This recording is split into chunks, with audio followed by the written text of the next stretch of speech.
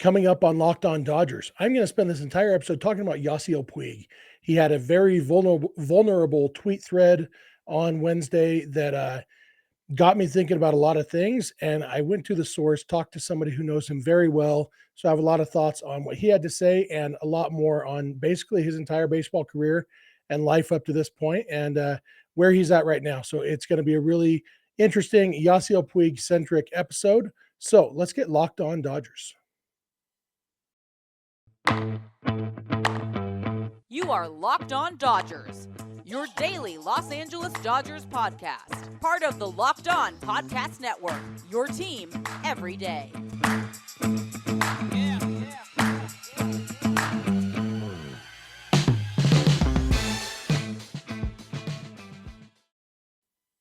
Hello, Dodger fans. This is Locked On Dodgers, part of the Locked On Podcast Network, your team every day. Thank you for making Locked On Dodgers your first listen every weekday morning. Remember, this show is free and available on all podcast platforms and on YouTube simply by searching for Locked On Dodgers. Or even better, go ahead and subscribe wherever you're watching or listening right now, and then you will never miss a day because you know we're not going to.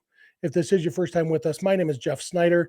My normal co-host is Vince Samperio, but as I've mentioned the last couple days, Vince is off covering the World Series for his day job, so I am handling the podcast this week. Vince and I are both lifelong Dodger fans, just like you are. We've also both spent time covering the Dodgers in the press box and the locker room, so we're not quite insiders, but we bring you the smart fans perspective on our boys in blue every weekday morning. And today I'm going to be talking about somebody who's not currently a boy in blue, but was for 6 years and was a fan favorite and a fan unfavorite and everywhere in between at different times. Yasiel Puig, as I mentioned at the top of the show, he had a very vulnerable tweet thread on Wednesday that really got me thinking about a lot of things. And so I'm just going to jump right in. There's a lot to talk about with regards to Puig. I want to start by reading this tweet thread, and it's going to be a little challenging to read. I'm going to stumble over some words. One of the things, it's kind of interesting. I noticed a couple weeks ago that Puig seemed to be getting more vulnerable on Twitter, and what tipped me off was the typos, the broken, the way he writes. He does not write in perfect English, which is to be expected from a guy who English is not his first language and not his strong language, but he tweets in English, which I think is great. That he knows that his fans, for the most part, are English speakers, and he tweets in English. And I've been really impressed the last couple of weeks at his willingness to tweet as himself. I always think back to I don't know, 5 or 6 years ago, and Puig tweeted something, and Kike Hernandez tweeted a joke about Puig's perfect English. And I mean, everybody could tell that somebody else wrote that tweet for Yasiel Puig. And what you can tell in his recent tweets is nobody's writing these for him. He's writing these for himself. And so I am going to read them, not exactly as they're written, just because I don't want it to come across as me making fun of his language.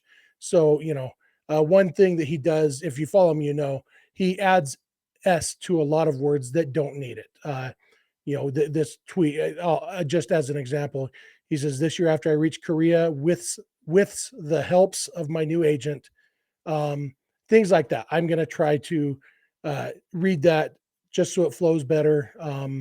I was torn on how to do that because I don't want to, change what he wrote, but I think you can get the spirit of it and not come across as, I don't want his writing style to be the focus of this, because what he wrote is really interesting. So I'm going to read this thread and then we will talk about it. "This year, after I reached Korea with the help of my new agent, I got the treatments I needed. There were things wrong for so long with me, but I never knew about these things because in Cuba, some of these things are not even known, and they say you are weak or not a man if you go to the doctor. So that was my mentality. I thought in the US, no team said to get any help, so I thought it was just me. I was broken and I can't get fixed. But my agent worked hard with me. She was the only one not scared of me like maybe other people. She saw she could help me, and it was the truth what she says. Athletes come from very poor countries. They go through things others maybe not go through. So it's important to ask for help. It's so simple, and yet no one has the patience or maybe wants to help me get help. Now I'm able to be happy and not hurt myself anymore by getting in my own way. It's a lot more work to do, but now I know help is there for me to use, and my whole life is different. Athletes need to get good people around you that care and are not scared to tell you things, even if they are hard. They need to tell you in a way you understand. I'm lucky that I'm still young and can live better and try to do better and take control of my life. I never talk much on Twitter. Haha.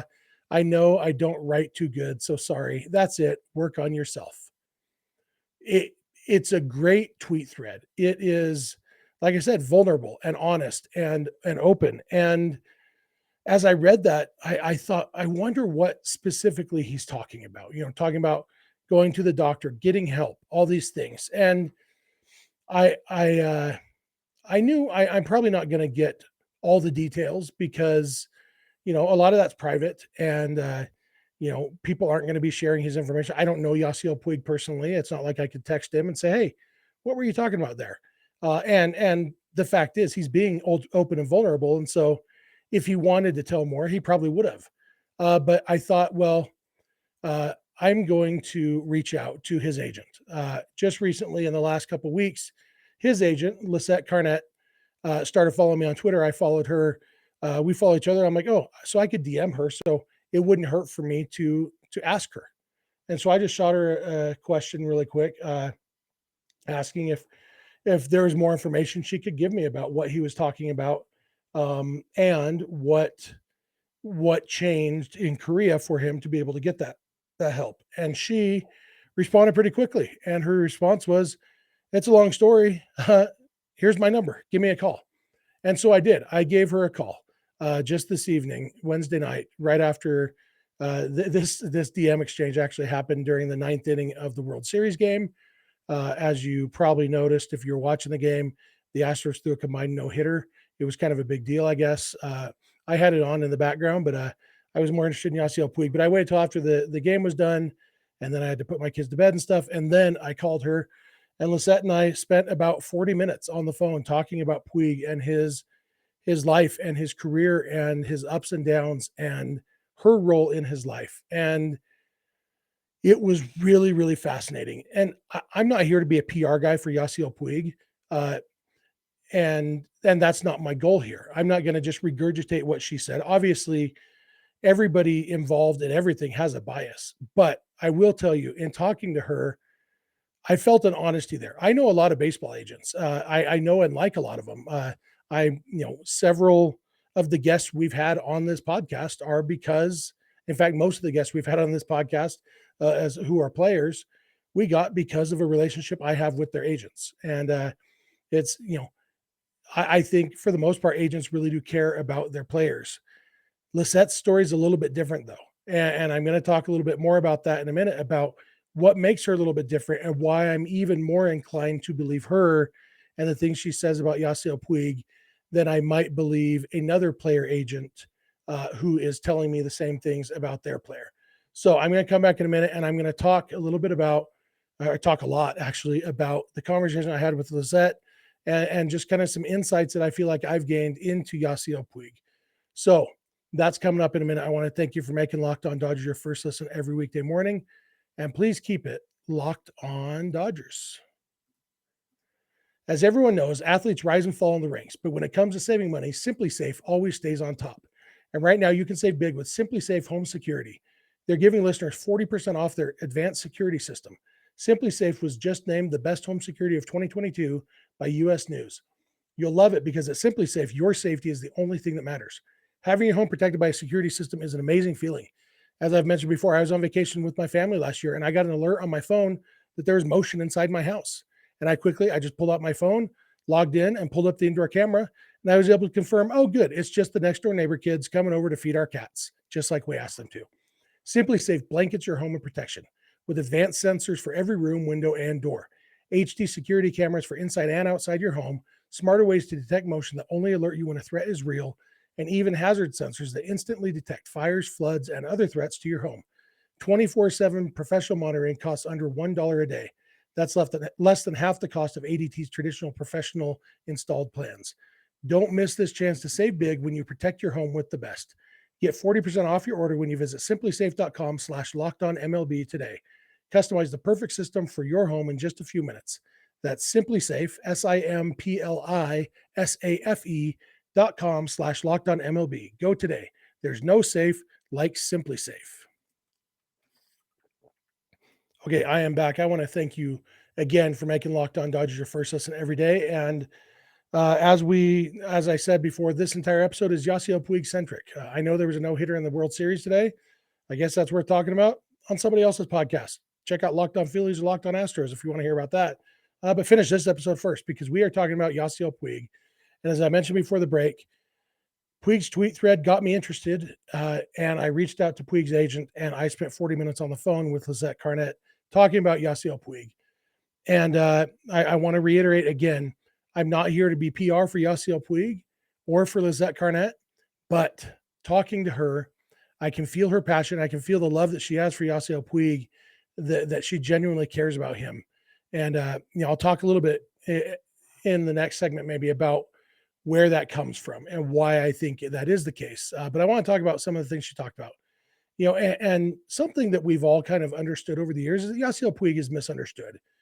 We don't really know how or why, but it's kind of obvious that Puig has never totally fit in and never totally been understood. The question was always why and how and why can it be fixed? And Lizette made it clear repeatedly that she's not making excuses for him. In fact, it's kind of the opposite. They've been working really hard on him taking responsibility for his actions. But part of that is understanding why he does what he does so he can figure out how to correct behaviors that need to be corrected. Part of any challenge is identifying, okay, is this something that needs to be corrected or is it something that is unique about me and that I should embrace? And I think with Puig, more than a lot of people, there's a lot of things to identify that might need to be corrected or that might not be. As Puig mentioned in his tweet thread, in Cuban culture, he never even thought to see a doctor. He just thought he was broken. It never crossed his mind that there might be things that doctors could do to help him be better in certain ways. And even with Lizette, who he really, really trusts, they met she was working with him for his foundation, the Wild Horse Foundation. And he really, really trusts her. And it still took her a long time to convince him to see a doctor. But when you look at everything that he has going on, excuse me, sorry, I had to clear my throat a little bit. When you look at everything that's happened in Puig's life, I mean, he was human trafficked. It's kind of almost a buzzword these days, human trafficking and everything. But Yasiel Puig, to get out of Cuba, it's well documented. He was trafficked. He was blackmailed and he was threatened and he was a lot of different things. And at the time, I mean, he was 20 years old. He was young and inexperienced. He was coming from Cuba where they barely even had Wi-Fi. Growing up in Cuba, he was not world-wise. He was not, he wasn't prepared or equipped to deal with what he had to deal with. And the result is PTSD, post-traumatic stress disorder. We think of PTSD with regards to either, people coming back from war or people who've been the victims of an assault of some sort. But being trafficked, being threatened and blackmailed and, having fear for your life and fear for your family's lives, that can give you PTSD. And in Puig's case, it did, and so that's something that was never really dealt with. He also has ADHD, something that he was not diagnosed with until in his late 20s. And it's something that here in the United States, maybe it's overdiagnosed. I don't know. I'm not an expert. I know some people think it's overdiagnosed, but when you think about the symptoms of ADHD and then think about Yasiel Puig, it kind of fits, doesn't it? And for Lizette, it was kind of baffling that nobody ever thought, let's get this guy into a doctor for PTSD. And while we're there, let's check for ADHD because, he shows a lot of those symptoms. One of the other interesting conditions that she mentioned that he has, it's called dyschronometria. And I had never heard of that, but I used Wikipedia when she was talking to me about it. It's a condition of cerebellar dysfunction in which an individual cannot accurately estimate the amount of time that has passed, i.e. distorted time perception. And when you think about Yasiel Puig, one of the big things that happened early-ish in his career was he was late several times. And what Lizette told me is that they'll be having a conversation and he'll feel like it's been 10 minutes and it's actually been 2 hours, or vice versa. He just, his brain struggles to process time. And it's easy to jump to conclusions when somebody struggles like this. When Yasiel Puig was late, he was immediately labeled as lazy or not a team player, or, whatever, an a-hole, whatever adjective you want to use, when actually he just had a condition. At that point, there was not really anything he could have done other than have somebody who was in charge of his schedule, but he didn't know he had this condition.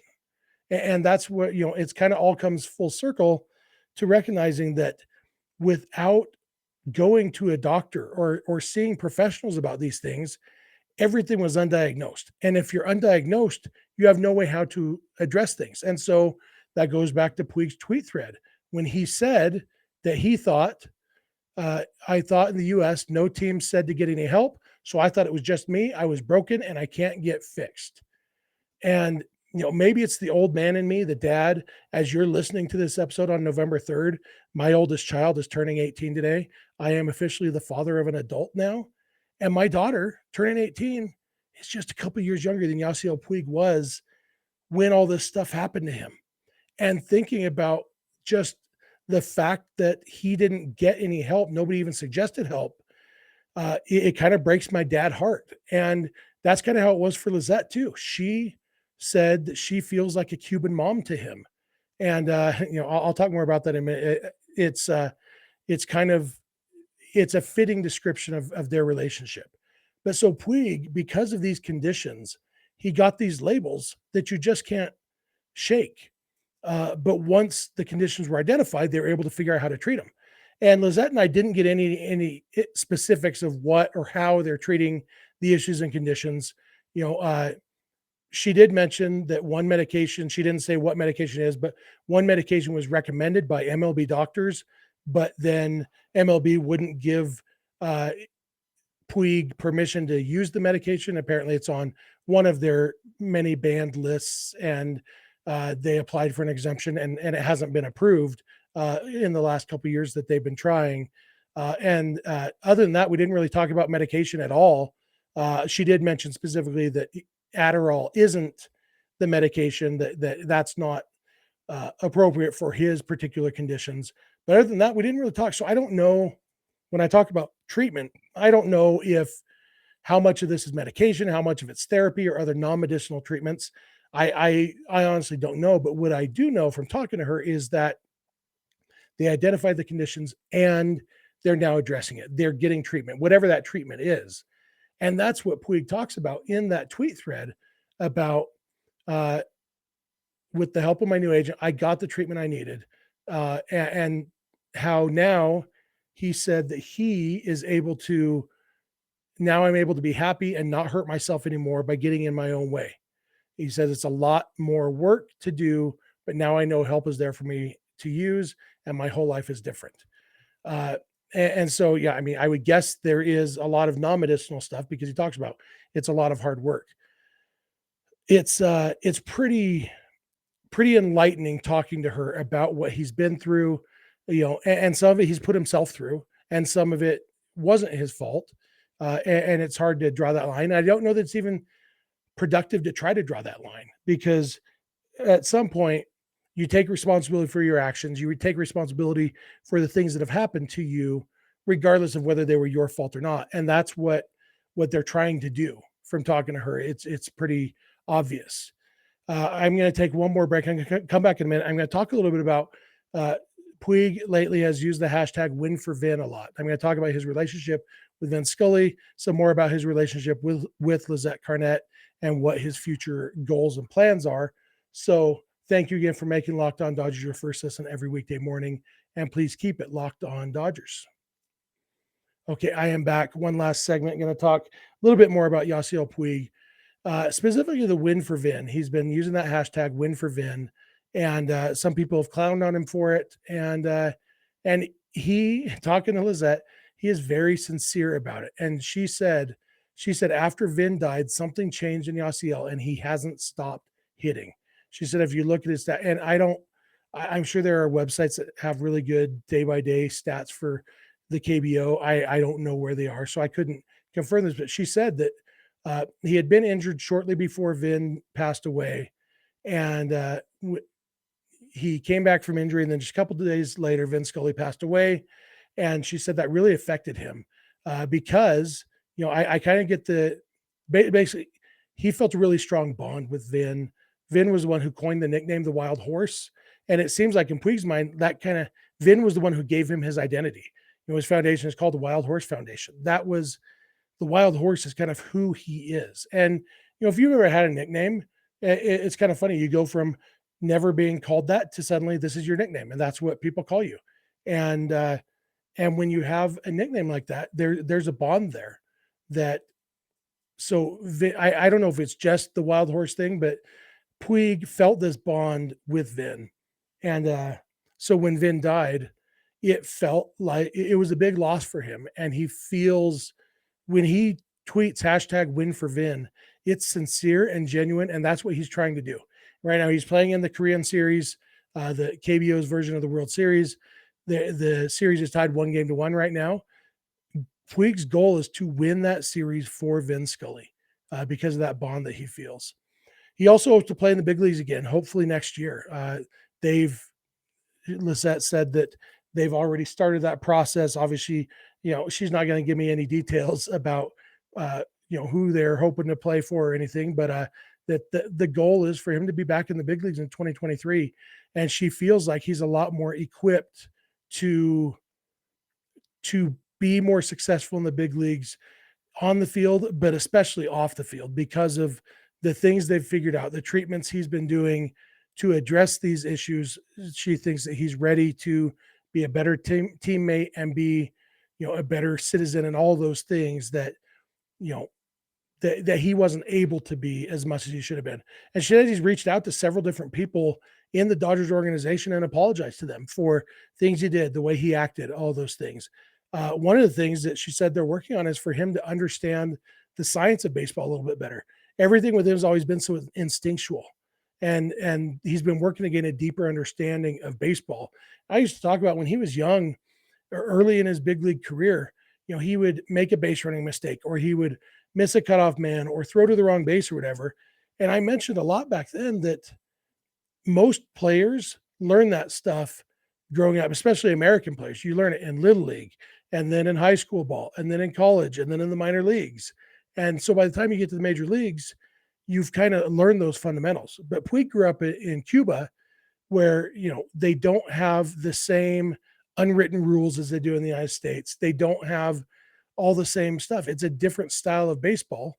And then he came and he spent like 43 games in the minor leagues and boom, he was in the big leagues. And so all the things that you or I learned playing in Little League in high school, Puig learned in the big leagues because he was so talented that they couldn't just leave him in the minor leagues for 3 years while he worked out all the kinks because he was good enough to be in the big leagues. And he helped the Dodgers immediately when he came up in 2013. And so it was kind of a double-edged sword because he was so talented that he learned those things on the fly, but that also people labeled him immediately as, oh, he's brain dead. He is a bad base runner, bad defender, makes bad throws, all those things, when really it was just kind of the learning curve of being an ultra talented baseball player, learning these things on the fly in the big leagues. And so, because like I said, everything's been so instinctual, they've been working to understand baseball, the science of baseball a little bit better. Talking to Lizette was really interesting. She never wanted to be an agent. She wasn't an agent. She has grown children. She has children older than Yasiel Puig. And she was working with him, as I mentioned, through his foundation. And she became an agent because she saw the people who were around him. She didn't name any names. She didn't say his former agent or, anything. So I don't know if I don't know who she's talking about, but she saw that there were people around him who did not have his best interests at heart. They saw that he was vulnerable, he was naive in some ways, and he was rich. And they kind of saw him as a meal ticket. And what she saw was a son, basically, who needed somebody who had nothing but his best interests at heart. And so she worked with him on the foundation. They built the relationship from there. And she said that she feels like a Cuban mother to him. And she talked about that. That's a positive and or, not negative. Uh, a Cuban mother is not always loving. Sometimes she is calling you out on your bull crap or whacking you with a slipper to tell you to shape up. And she believes that if Puig had a Cuban mother influence early in his career from somebody who understands both Cuban and American culture like she does, that his career would have been a ton different. And he actually tweeted about her after her or his tweet thread. She tweeted about him and the hard work he's been putting in. She said, "We live in a society where it's easier to throw things away, to cancel or discard people. So many factors were at play with you, which is why so many didn't want me watching. But you knew listening to me and letting me in was key. This is all a testament to you and your strength." And his response, he said, "You are the best. In Korea, when you put the ball on the tees so I could practice in 20-degree weather, I knew you were different than any other agent I had before. Thank you for being my second mom, and God always bless you." And that kind of basically illustrates the relationship that they have. She doesn't care about him because she's his agent. She's his agent because she cares about him. She wasn't a baseball agent. She became a baseball agent because because he wanted her to be his agent because he knew that she loved him and cared about him and wanted what was best for him.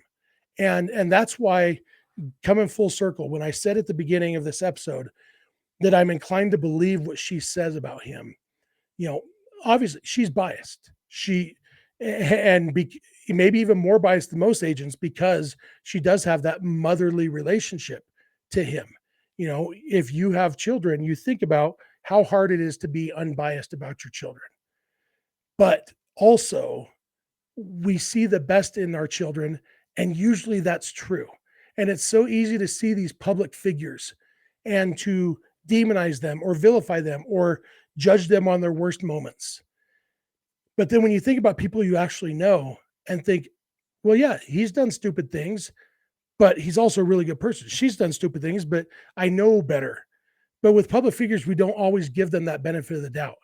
And with Lizette, she does. And that's why I'm inclined to believe her when she talks about Puig and the things that he's been through and the work that he's putting in. And it gives me hope that he can come back to the big leagues, play in the United States again, and be successful and be a different kind of person. And we've seen that with other players over the years. There are plenty of players who, when they were young, they were known as young and dumb and brash and whatever. And then by the time I think of Jason Giambi is a good example. He was this brash young player with the A's who was probably doing steroids and went to the Yankees and brash and childish and everything. And by the end of his career, he's the wizened old veteran playing for the Indians. And he's actually in talks to become the Rockies manager because he's such a team leader. People like that. There are so many stories like that. And I really think Yasiel Puig could be one of those. And she talked to me about on his team in Korea, the Kaiwum Heroes, that he talks to each of his teammates every day, takes his interpreter with him and has conversations with them. And because he is a veteran and he is a veteran leader on that team, and he shares that wisdom and that optimism with them. And I feel like we're seeing kind of that turn in Yasiel Puig's career that he just might get back to the big leagues and maybe he might be able to be that wizened veteran, that guy who has been through a lot. And because of that is more able to relate to young players, is more able to understand himself, play within himself, and actually be a pretty big asset to a team. And it's something that I've kind of been feeling this last couple of weeks, just watching his Twitter account, seeing his vulnerability, and then talking to Lisette tonight about him. It has me excited because Yasiel Puig was always one of my favorite players when he was on the Dodgers. And there were things that frustrated me about him. And I still, I think about 2017 and the stories about his refusal to follow the defensive positioning charts. And after talking to Lizette, it's like, okay, I don't know how much of that I don't know exactly what to believe about that, because so many things are, once you've painted somebody with a label, then everything else gets filtered through that label. And I think we might need to reset our expectations and our opinions of Yasiel Puig and look at things through an unbiased filter, and maybe we would see things differently. Anyway, that's about all I have for tonight. I really appreciate Lizette Carnett talking to me. Like I said, we talked for 40 minutes, and she did most of the talking. She's so passionate, but I did ask her some questions, and she went into a lot of detail. It was a fascinating conversation. My daughter was actually sitting next to me. I had it on speakerphone so I could, Google things and type things, take notes and stuff. And my daughter, when I hung up, she's like, "Wow, that was the coolest conversation I've ever listened to." Lisette Carnett, she loves Puig. She loves her players. She never intended to be an agent, and now I think she said she represents 87 players. So pretty awesome. And I hope I've given you some insight into Puig. I'd love to hear your thoughts. If you're watching this on YouTube, I'd love to hear your thoughts in the comments. If you're listening on the podcast, love to hear your thoughts on social media or email or whatever. Thank you for making Locked On Dodgers your first listen every weekday morning. Now, for your second listen, check out the Locked On Sports Today podcast. From the games that matter the most to the biggest stories in sports, go beyond the scoreboard and behind the scenes with local experts and insights only Locked On can provide. Locked On Sports Today, available on the Odyssey app, YouTube, and wherever you get podcasts. If you're not watching or listening to Locked On Dodgers every weekday morning, we would love if you add 1 or 2 days a month to your rotation. If you have friends or family who love the Dodgers as much as you do, please tell them about the show. If you have friends or family who are Puig fans, maybe they'll enjoy this episode. Please pass it along to them. You can follow us on Instagram and on Twitter at Locked On Dodgers. Vince is on Twitter at Vince Samperio. I am on Twitter at Snidog, and the DMs are open in all of those places. Our email address is lockedondodgers@gmail.com. And our phone number for voicemails or text messages is 323-863-LOCK 5625. We are here every weekday morning, and we hope you'll be here with us. When you get in your car or sit on your couch, tell your smart device to play podcast Locked On Dodgers. And remember, you don't have to agree. You just have to listen. We'll talk to you tomorrow.